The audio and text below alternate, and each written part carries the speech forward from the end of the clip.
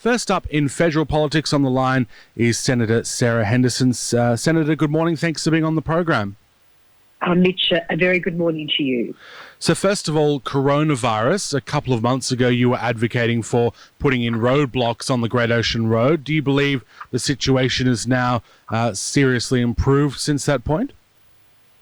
Well, absolutely. I'm so proud of the work of our government. Of course, we have seen a dramatic flattening of the curve. We are now working very hard to reopen the economy. We've had one of the best success stories of any nation across the world, just a little over 100 deaths. When you compare the death toll in places like Italy or the UK or the US, we can be absolutely proud of our efforts, supported by a very major health response and, of course, an incredibly massive economic response, including schemes like JobKeeper and JobSeeker. So now that we have got through much of the challenge, we can't take this for granted, of course. We are very conscious of the dangers of a second wave, but we are working very hard as a government to reopen the economy, to get people back to work. Of course, we are living in a COVID-safe economy, so we are very mindful of all of the social distancing and hygiene requirements that are still in place. But it is a very different world to a number of months ago, and we're champing at the bit to open up the economy, particularly in hospitality, in tourism, in travel, which have been under particular pressure. Are you confident that we'll be back on track by the time that JobKeeper and JobSeeker are phased out? I'm very hopeful, and that's why the Prime Minister, working in conjunction with the National Cabinet, has been so focused on reinvigorating the economy. But it's not just those programs, Mitch. I mean, we're talking, in excess of $260 billion. We have worked incredibly hard to save lives and livelihoods with programs like Home Builder. We've just announced another $1.5 billion in infrastructure works to start immediately, including $500 million in road upgrades. Some $72 billion of major infrastructure projects have been brought forward.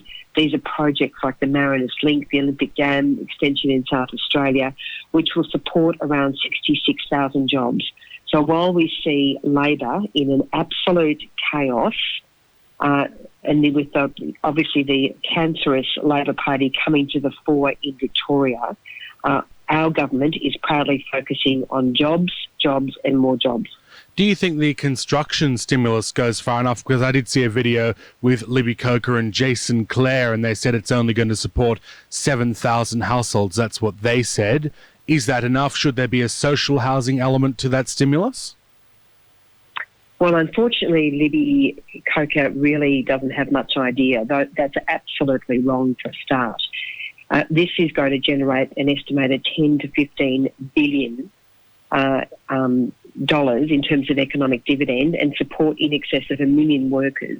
And already on the ground, we are seeing this at work with the Home Builder scheme, giving an added incentive for young people in particular to go out and buy their first home and land package. And we are seeing the stimulus at work. I've heard reports in our own region where there might be, on average, 50 homes sold with a large developer or a large estate. That's now going up very substantially, 3- and 4-fold. That's just figures that I've heard on the ground. So once again, we see the current Labor member for Corangamite making it up on the run, really out of her depth, I have to say, with respect, Mitch. But also we're now seeing Labor criticising anything and everything we're doing. I mean, I even heard a speech last night in the Senate where they were talking about cuts, which is just out of their playbook, where we've just spent in excess of $260 billion to support the Australian economy. So, look, I think Labor is completely discredited on almost everything it says, and we've now seen the absolute shocking situation in Victoria with the rotten core of the Labor Party now on full display. And, of course, that is now resonating federally with at least one federal politician involved in some of those terrible and shocking conduct. And as I say, they are appalling, setting a shocking example to Victorians. And I'm very proud that our government is just getting on with the job of looking after other people, families, householders, seniors, whatever it takes. We are absolutely resolute. We are absolutely determined. On the families issue and childcare, that is an issue that Libby Coker and Richard Miles locally have been talking about. Is it possible that maybe you're winding back the childcare a little bit too early? Well, as I just mentioned, everything that we do, we criticise. Labor is just in the business of opposing. And now, as we see, they're in the business of the appalling conduct that we've seen in Victoria. But on the childcare, they actually forgot to mention that we had delivered, apart from free childcare to support families and childcare centres over the last 3 months, as demand has increased, we are now getting that sector back on its feet. But with the support of $708 million. I mean, that's what you never hear from the opposition, and it's quite dishonest, Mitch, for the Labor Party to be making comments on these types of issues when they don't tell the full truth.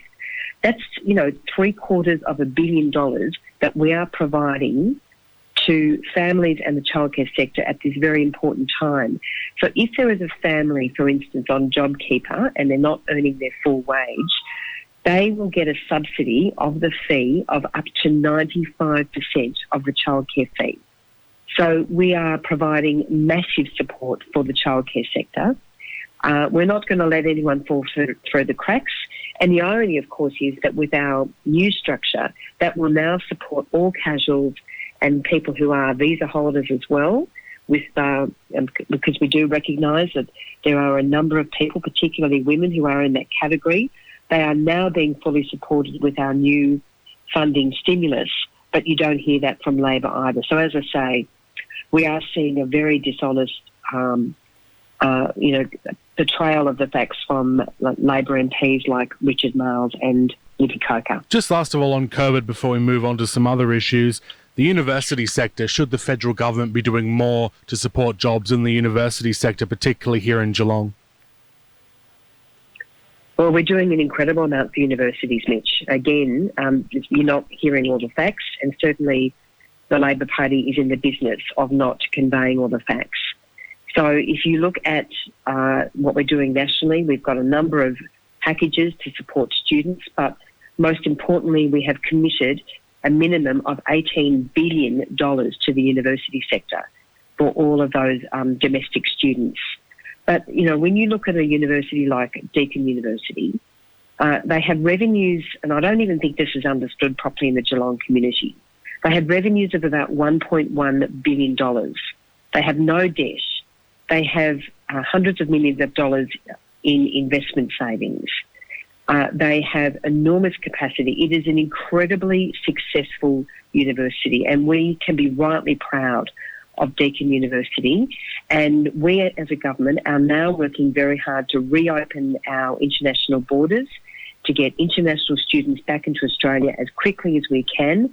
And we are very hopeful that that can happen sooner rather than later. But we are guaranteeing a very large amount of money for the university sector, including Deakin. And Deakin has been a university that has had enormous financial success, and we are determined to continue to work with Deakin to make sure that continues to happen in the future. Moving on to the allegations against the Labor Party, which you touched on before, doesn't branch stacking affect every political party, not just Victorian Labor? Mitch, I've never seen anything like this, and never in Australian politics have I seen such a cancerous conduct as we've seen reported in the last couple of days. And of course, it follows, many other incidents of terrible conduct in the Labor Party, whether it's Sam Dastyari, whether it's handing over cash in oldie bags, which is what happened in New South Wales Labor, whether it's ripping off taxpayers like the Victorian government did with the red shirts rorts. And this, in many respects, is another red shirts rorts allegation, with, of course, allegations that staffers have not been working in accordance with their obligations on their taxpayer dollar. So there are many unanswered questions for Labor. I think there is a lot more to run on this, including for Mr Albanese, and what is, Richard Miles and Anthony Albanese going to do to fix this cancerous culture of Victorian Labor. These are shocking, appalling allegations which show that Labor in Victoria is not interested in Victorians. I mean, we know that from the Belt and Road Agreement. I mean, what an appalling agreement that is, where Daniel Andrews has entered into an agreement with the Chinese Communist government, which of course has an interest in bringing Chinese firms and workers into Victoria at the expense of Victorian jobs. An appalling agreement, putting our national interest and national security at risk. And now we see the Labor Party running around with all of this appalling conduct, worrying only about themselves, worrying only about their own power and not about Victorians. So, frankly, what we are seeing in Victorian Labor is every reason under the sun not to vote Labor, either at the next state election or at the next federal election. The Premier yesterday swiftly sacked Adam Somyurek and referred the issues to IBAC and the Victoria Police. Is there any more that the Premier could have done in your view? Well, are you aware of Adam Somyurek's history? Yes, Mitch? we touched on it yesterday, yeah. Right. Well, if you're aware of his history, you know that he was stood down or sacked from Cabinet before because of his conduct. And then the Premier brought him back in, which surprised many, many people. That was a fundamental poor judgment on behalf of the Premier. And the bottom line is the buck stops with the Premier. You cannot tell me that people in Labor did not know what was going on. It was rife and well known what was going on, and that the Premier brought Mr Somyurek back into his cabinet, knowing that he was running this sort of operation in Victoria, says everything we need to know about the Premier. Now, in terms of the rail duplication, Libby Coker last week on the program said it's time to end the blame game on this, and it's good news that stage one is underway. Your thoughts? Well, it is good news, but it wouldn't have happened without the Morrison Liberal government. And in fact, back in 2015, when Jacinta Allen, the Labor Transport Minister, said this was not a priority project, I took it on as the former member for Corangamite, door-knocking, running petitions, and then delivering a huge amount of money on behalf of the government to get that project underway. And what we've seen, again from Labor, is a tendency for it to put all of its infrastructure dollars into metropolitan Melbourne and very little for regional Victoria. And we've had to drag them kicking and screaming to stage one of this project. And that is a very, very poor reflection on Labor's commitment to Geelong and regional Victoria. So it is absolutely unbelievable, Mitch, that we've actually committed $850 million. The Prime Minister wrote to the Premier last August asking the Premier to identify projects to be brought forward for funding, and we've now brought forward many billions of dollars in infrastructure projects for funding. And this was not a project that the Premier considered to be a priority. And there's an absolute, and we are only the co-funder. I mean, we can rattle the cage, put the money on the table, but at the end of the day, it is up to the state governments and the Victorian government who manage and operate the rail lines to get moving on these projects. And that we've only had a very small part of this project underway is really not good enough. And I have been screaming from the rooftops about this, Mitch, for a very long time, that we need to get on with this project. And Darren Cheeseman, who's frankly a very poor advocate for the people of South Barwon, let the cat out of the bag on the other day when he said, this will take another 5 or 6 years. What an abomination that is, Mitch. I mean, this is a project that Labor is proposing to take 10 years, and it's the duplication of about 15 kilometres of rail track and the upgrade of a number of railway stations, Marshall, South Geelong and Warren Ponds, as well as some grade separations, including at Surf Coast Highway. I mean, we need the plans for the tunnel through the Geelong station. I want to see pop-up stations through Geelong. We need to be thinking really dramatically about how our city is going to look like in 5 and 10 and 15 and 20 years. And what a poor reflection on the Grattan Institute, which again continues to condemn the investment in regional infrastructure, roads like the Princes Highway duplication, and again is all about putting money into metropolitan Melbourne. Well, as you can tell, I'm absolutely passionate about this project. I'm very proud of the money that we have committed, but the state Labor government needs to stop putting money into Melbourne and start getting on with prioritising these important projects in regional Victoria, including our great city of Geelong. And on that point, look at the Bowen Heads duplication. This was a commitment to a road that Labor made before the 2018 election. They put about $400,000 in their budget for planning. What an absolute disgrace. They say they're going to duplicate that road, and there's only a small bit of planning money in, and it's a quagmire, frankly, for the 50,000 people who are going to be living in Armstrong Creek. And again, another failed commitment from Labor. So as you can tell, Mitch, I'm very passionate about roads and rail and regional infrastructure, and we have been very badly let down by Labor. Do we actually have the money, incidentally, for pop-up stations and all this sort of... If we can't even get the duplication done, and this is both federal and state money, do we even have money to further expand the lines and new stations and new tunnels, that sort of very high-end sort of stuff? Well, it's about being innovative. It's about looking towards the future. That's why I have been a very strong advocate for a regional planning authority, so that when we plan the future for Geelong, that we don't do the wrong things in terms of our planning of our roads or our rail. And of course, Labor again is in a world of pain because they've completely botched the extension of the ring road, and they now have no way of successfully running through the ring road to the Ballerine without, basically demolishing at least 100 homes. So that's just a complete failure of planning. And I would love to see a tunnel through to Geelong with a pop-up station in the middle of the CBD. We do need more funding for that. I mean, that is, but we've put $850 million on the table, about 80% of the project, and we haven't even seen the plans for the tunnel as yet, but we've got to be forward-thinking. And in 2009, when I started advocating for the duplication of the Princess Highway, and when the likes of the Grattan Institute came out and said, well, that's just not required. I mean, that is now desperately, not even only was it desperately needed infrastructure, it is now a great success. So I'm all about focusing on our great city, on our great region as a regional Liberal senator. And that includes, Mitch, let's not forget the Surf Coast Aquatic Centre. Well, if there's one thing I'll always remember about the campaign, the federal campaign last time, it would be the signs all up and down the Surf Coast Highway from both you and the Labor Party talking about the pool. What is the latest on that? Well, the difference is that we delivered $20 million, which is half the cost of a proper aquatic centre, and that's now been verified by Surf Coast Council.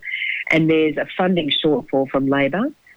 State Labor committed $10 million, and now there is consideration for another $9 million through a fund through the Victorian Government, and I have called on the Victorian Government to provide that funding shortfall of $9 million so that at last, after a battle that probably began 30 years ago, but one that I've been very passionate about and one that Libby Coker has previously not supported, has been a very poor advocate for the Surf Coast community. We are very hopeful that we will see at last a $38.5 million wonderful Surf Coast Aquatic and Health Centre for the people of our region, but we need the state Labor government to deliver on the $9 million that is required to realise this dream. So I just want to say how proud I am that we work so closely with the community, including the Surf Coast Aquatic Leisure Group, to deliver $20 million.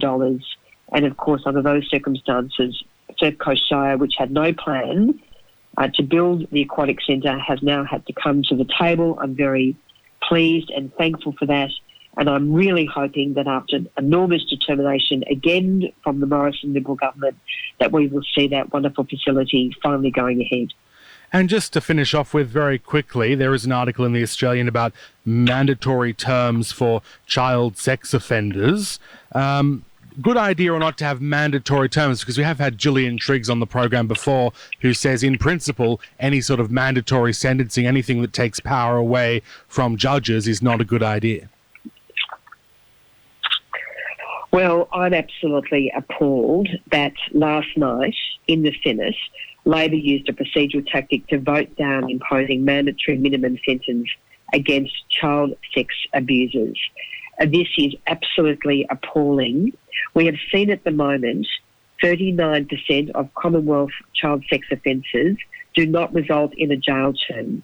I mean, that is absolutely appalling, Mitch, and it is a shocking reflection on the Labor Party that we want to introduce tough measures, and I spoke in the Senate last night on this very important bill, that we want to introduce tough measures to tackle child sex offenders, the worst and most heinous pedophiles, and Labor has voted down these provisions. It is an absolute disgrace, and Richard Marles and the current Labor member for Corangamite, Libby Coker, who frankly does not deserve to be re-elected. She's done nothing for the people of Corangamite.